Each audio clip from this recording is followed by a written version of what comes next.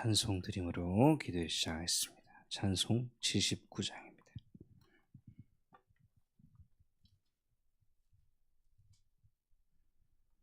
찬송 79장입니다.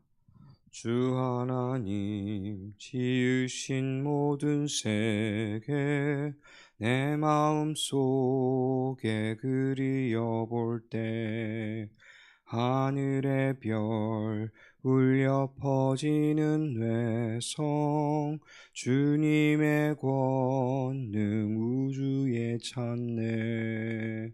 주님의 높고 위대하심을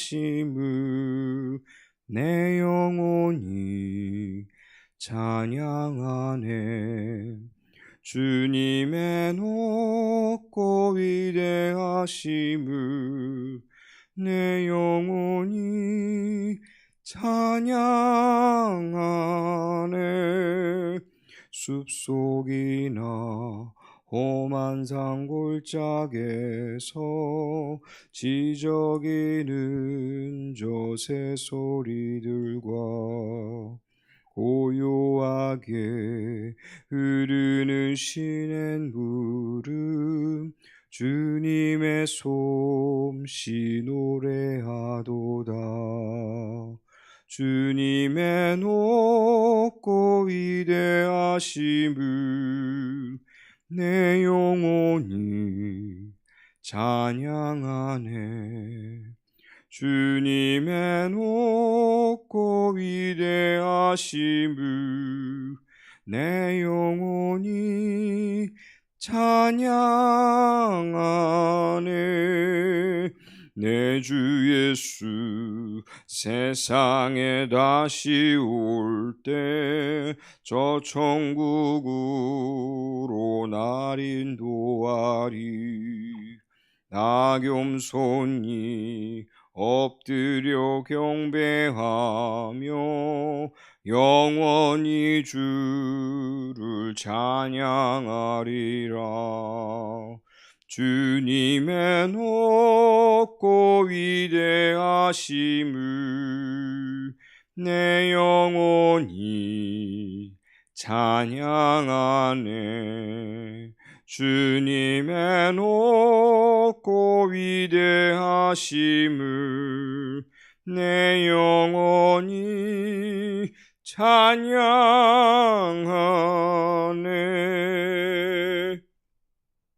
하나님 말씀 사도행전 2장 1절로 13절 말씀입니다. 사도행전 2장 1절 13절 제가 봉독하겠습니다. 오순절날이 이름에 그들이 다 같이 한 곳에 모였더니 호련히 하늘로부터 급하고 강한 바람 같은 소리가 있어 그들이 앉은 온 집에 가득하며 마치 불의 엿처럼 갈라지는 것들이 그들에게 보여 각 사람 위에 하나씩 임하여 있더니 그들이 다 성령의 충만함을 받고 성령이 말하게 하심을 따라 다른 언어들로 말하기를 시작하니라. 그때 경건한 유대인들이 천하 각국으로부터 와서 예루살렘에 머물러 있더니 이 소리가 나매 큰 무리가 모여 각각 자기의 방언으로 제자들이 말하는 것을 듣고 소동하여 다 놀라 신기하게 여겨 이르되 보라, 이 말하는 사람들이 다 갈릴리 사람이 아니냐. 우리가 우리 각 사람이 난 곳 방언으로 듣게 되는 것이 어찌됨이냐. 우리는 바데인과 메데인과 엘람인과 또 메소포타미아, 유대와 갑바도기아, 본도와 아시아, 부르게와 밤빌리아,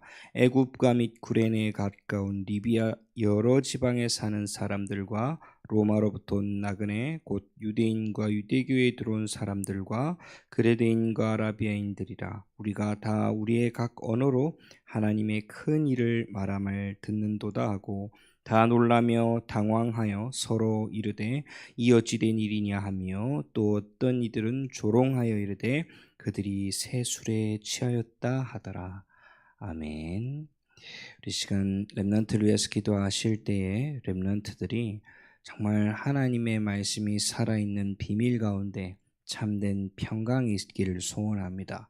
그리고 성령의 시대를 맞아 시공간을 초월한 그 성령의 역사 속으로 들어갈 수 있도록 이 시간 우리가 기도하겠습니다. 사랑과 은혜 하나님 감사를 드립니다. 하나님이 원하시는 시간표 가운데서 우리가 기도할 수 있는 뜻을, 기도할 수 있는 힘을 더하심에 감사를 드립니다. 살아계신 하나님께서 살아있는 말씀을 통하여 우리 각 사람에게 역사하여 주시옵고, 이 시간 그 살아있는 말씀을 붙잡고 기도할 때에 성령께서 역사하사 정말 우리와 함께 있지 못하지만 멀리 떨어져 있지만 그 모든 장소와 나라와 시대 가운데 흩어져 있는 우리 귀한 렘넌트들 한 사람 한 사람에게 성령께서 역사하셔서 아버지 하나님의 살아계심과 살아계신 하나님이 허락하신 참된 평강이 임하는 시간 될 수 있도록 주님께서 역사하여 주옵소서. 각 나라의 말로 방언을 하여 복음을 증거하였던 초대교회 제자들과 같이 우리 귀한 후대들에게 성령의 충만함이 날마다 임하게 주님께서 역사하여 주옵시고, 믿음이 넘쳐나는 발걸음 되게 하옵소서. 지금도 살아 역사하시는 주 예수 그리스도로 기도드렸습니다. 아멘. 오늘 말씀이 성령의 시대 개막입니다. 중요한 시간표죠. 단순히 오순절날 초대교회의 제자들이 모여서 기도할 때 일어났던 기적이 아니라 이 시간표가 너무 중요합니다. 구역에 보면요, 하나님께서 태초에 말씀으로 천지를 창조하시고 주의 음성으로 선지자들에게 역사하셨습니다. 심지어 엘리 제사장 시대 때는, 엘리 선지자 때는 한나가 기도하러 갔을 때가 뭡니까? 여호와의 음성이 끊어졌다. 사무엘에게서야 하나님의 음성이 다시 회복된 것처럼 하나님이 직접 음성으로 선지자를 통해서 전달하시고, 때로는 주의 사자를 보내사 아브라함에게, 이런 식으로 나타나신 시대가 구약의 시대입니다. 그 말씀의 시대, 그 성령의 성령의 시대 이전, 하나님이 직접적으로 말씀과 계시로 나타낸 시대 이후에 그 말씀의 성취로 예수 그리스도가 이 땅에 오셨습니다. 예수님이 오셔서 또 말씀하시죠. 나는 나를 보내신 이로 말미암아 내가 그것을 증거한다. 예수님께서 그가 나를 보내셨기 때문에 나도 너희를 보낸다. 결국 현장에 하나님의 말씀이 필요한 것을 알기에 예수님께서 이 땅에 오셨습니다. 그리고 이 땅에 오셔서 예수님만, 즉 하나님의 독생자만이 해결할 수 있는 문제, 사단의 문제, 죄의 문제, 운명의 문제를 해결하기 위해서 예수께서 대속물로 십자가에 죽으신 겁니다. 그리고 부활하셔서 하늘로 승천하시기 전에 마지막으로 메시지를 더 하시고 하늘로 올라가셨죠. 사흘 만에 부활하시고 하늘로 올라가신 이후의 시대가 지금입니다. 지금 이렇게 초대교회 제자들이 예수님이 마지막으로 당부한 성령의 충만함을 받으라, 요 비밀을, 언약을 붙잡고 모여서 기도했던 거죠. 어제 기도처 말씀처럼 오로지 기도에 힘썼던 겁니다.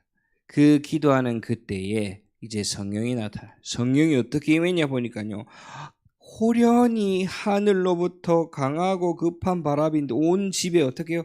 가득하며 충만했다.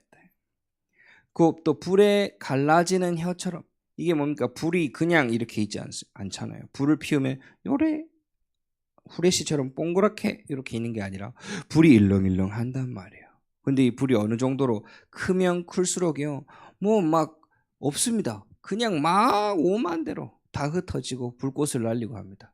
그것처럼 불에 갈라지는 혀처럼 각 사람에게 모두 성령이 임했습니다. 이 중요한 말입니다. 왜요? 예수님 시대 때는 예수님을 본 사람만, 또 예수님을 보고 예수님에 대해서 들은 사람만 이렇게 전달됐다면, 선지자 시대 하나님께서 말씀으로 다시 선지자를 통해서만 전달됐다면, 지금은 누구든지입니다. 누구든지 그의 이름을 믿기만 하면 하나님의 자녀가 되는데, 그 하나님의 자녀가 된 모든 사람에게 누가? 성령께서 역사하시는 겁니다. 왜요? 이제 하나님 정확히 아신 거죠.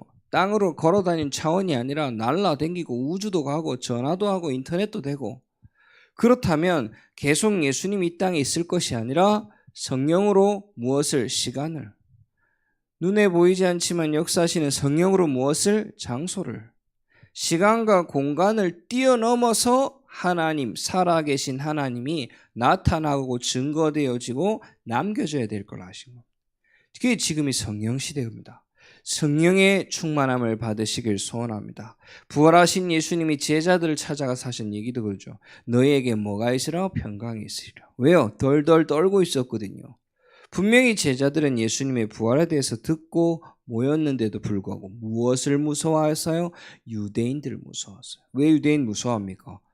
본인이 따르던 예수님도 십자가에 잡아 죽인 사람들이 그 유대인들입니다. 그러다 보니 그 전에 베드로는 예수님 제자라는 것도 3번 부인이나 하고 도망갈 정도로 두려워했다니까요. 뭐에 대해서? 십자가에 죽는 거에 대해서. 근데 예수님이 부활하셨다는 소식을 들었음에도 불구하고 두려워서 문을 꽁꽁 닫았습니다. 그때 예수님이 쓱 하고 나타나신 거예요. 그 와중에 예수님을 보고도 의심하는 자들에게 무엇을? 못 자국 난 손을 보이시고 옆구리에도 손을 넣게 하시고 말씀하신 거죠. 너에게 믿음이 있고 너희가 성령의 충만함을 받아라. 평강이 있으리라. 평안하지 못한 세상의 방법으로는요, 아무리 꽁꽁 묶어도 아무리 감추어도 세상의 방법으로는 평안할 수 없습니다. 불안할 수밖에 없죠. 우리가 하나님이 더하시는 참된 성령으로 인한 평안함이 있으시길 소원합니다.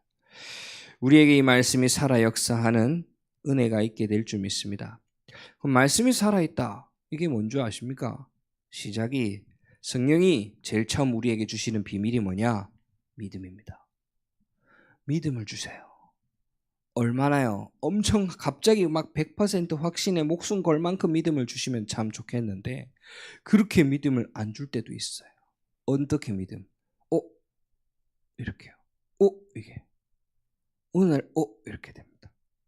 표현을 제가 이렇게밖에 못해서 그렇지만, 예수님이 돌아가시고 십자가에 죽으시고 그 요셉을 통해서 그 굴에 들어가죠. 굴에 시체를 넣고 사흘 된 쯤에 그 무덤을 찾아간 제자들, 사람들이 있습니다. 막달라 마리아도 있고요, 제자 몇몇도 있습니다. 근데 그들이 왜 찾아갔을까요? 확신을 가지고요? 아니요. 부활하실 거란 예수님의 말을 믿었는데요. 믿었는데 어떻게, 어떤 모습으로, 그건 잘 모르고 그냥 일단은 부활하신다 했는데 하고 간 겁니다. 우리에게 필요한 믿음이 그 믿음이에요. 그래서 가봤더니 무덤 문이 열려 있어요. 예수님이 부활하신다 하셨는데 그걸 보고도 누가 이걸 치워놨구나, 누가 훔쳐갔구나, 이래 걱정한다니까요. 성격 급한 베드로는 굴 안에 들어가 보니 시체가 없죠. 누가 훔쳐갔구나. 마리아는 울기 시작합니다. 그게 주의 천사가, 또 예수님이 직접 나타내셔서 다시 한번 알리시죠. 내가 부활했다. 내가 아직 아버지께로 안 간다. 내가 아직 하나님께로 안 간다. 갈릴리에서 기다릴 테니 제자들에게 전파해라. 그제서야 이제 확 또 소식을 전합니다. 근데 그 소식을 듣고도 믿지 못하는 제자들. 그런데 믿지 못하지만 모였어요. 왜? 소식을 듣고. 이게 이 믿음이라니까요. 믿지 못했지만 갈 수 있는 믿음이에요. 의심스럽지만 갈 수 있는 믿음이요. 내가 있는 현장에 하나님의 계획이 있음을 우리가 잘 모르겠지만 그 현장을 갈 수 있는 믿음. 하나님의 말씀이 우리 안에 나를 고쳐 낫게 한다 말씀하셨는데 잘 모르겠지만 그 말씀을 읽을 수 있는 믿음. 하나님 앞에 그리스도 이름으로 기도할 수 있는 그 믿음이 임하게 될 줄 믿습니다. 그 작은 믿음으로 시작해서 성령이 역사하시는 거예요. 평안한 상태가 있기 때문에 믿어지는 게 아니라요, 하나님은 믿음을 먼저 주시고요, 그 믿음 안에 거할 때 평안함이, 성령이 임하게 될 줄 믿습니다. 우리가 작은 기도를 시작할 수 있는 힘은요, 진짜 작은 믿음부터입니다. 하나님이 들어주실 거야. 들어주신다 했기 때문에 내가 기도합니다. 솔직하게 기도할 수 있는 우리 후대들이 일어나게 될 줄 믿습니다.